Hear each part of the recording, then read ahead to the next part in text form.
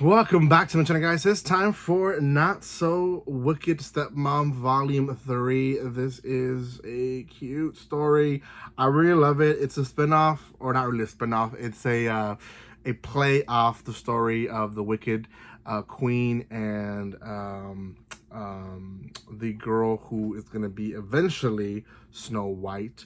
And the king is still alive, so on and so forth. It's kind of a play off of that story.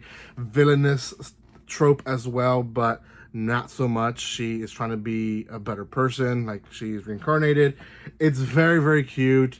I would say this is probably one of the more intense when it comes to the romance portion of the story. So I really, really enjoyed this one. I'm a sucker for romance, and I'm excited to see what volume 4 has, which I believe I have it somewhere here, but I'll get to it eventually. I know that for sure. So, before anything, guys, if you haven't seen Volume 1 and 2, they are here on my channel. You guys can find them. It's a quick search, so go check those out. Maybe after this video, or go watch those and come back to this video. But nonetheless, watch this video. I do appreciate all the love and support that you show this channel. I've been mentally better when it comes to just knowing what to stress about and not stress about. So I'm kind of happy that I'm in that spot in my life.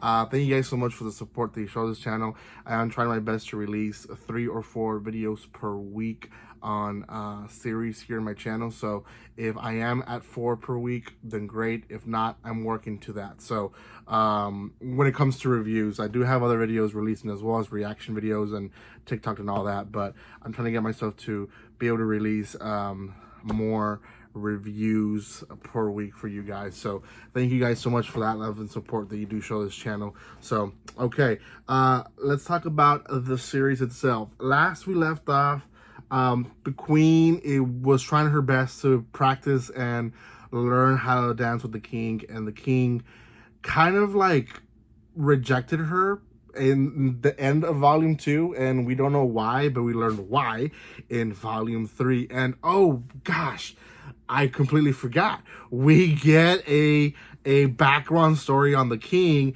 not so much in depth, but enough to know that this guy is a jerk for a reason. And oh my gosh, I feel bad, so bad for this dude. So and I feel like some people are not gonna understand it because some people are sick in the mind, but I myself, at least, I feel like I had a childhood, even though some of it I did work, but I still, like, mentality when it comes to like romance, I didn't really get into like dating and all that until I was 17, 18 years old. So 16 years old of my life, 16 years of my life, I was a kid, right?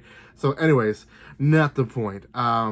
We find out that he is actually has a problem with touching females. He doesn't like to be touched by females, and that's why he is not able to dance with her. So he visits her one night and they make a promise of him showing up every night and him being able to basically asked to hold her hand for just half an hour every night so that he can start getting used to her touch.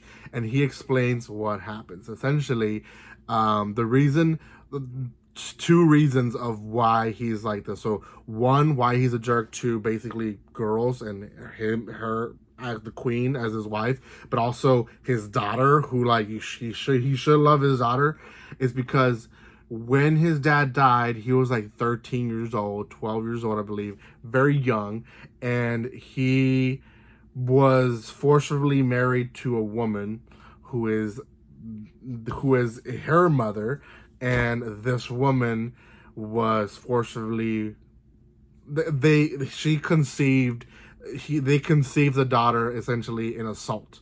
She assaulted him, and because of it, she was born. And the lady, I guess, they don't really explain what happened to the mom. Mom disappeared for whatever reason, and now we have stepmother who is the evil queen, but not really, and she has to deal with all this. Now, this is quite intense. It is an intense story, but she finally understands why, and it's very cute. Like, the relationship grows because of it. The dance happens, and she has a ball with the daughter. She's still very much more focused on her, but after rejecting a guy, the king like tells him, don't mess with that dude. We know that she danced with him the year previously. We don't really know if he's going to be an issue or not, but nonetheless, the king takes her for a dance, and they do dance. He dances with his daughter, and they dance together, and it's just beautiful. It's beautiful that their relationship is growing, not just in private, but also in front of people. Because of this, there is quite a bit of anger, specifically from this girl who had already come out in the series. She's kind of trying to steal the king from the queen.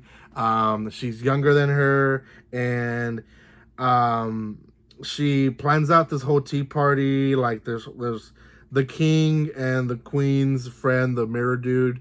They're all iffy about it, but she decides that she's still going to do it. There's also a whole decision of how they're still going to continue meeting at night so that he can get used to her touch as well. And the tea party starts.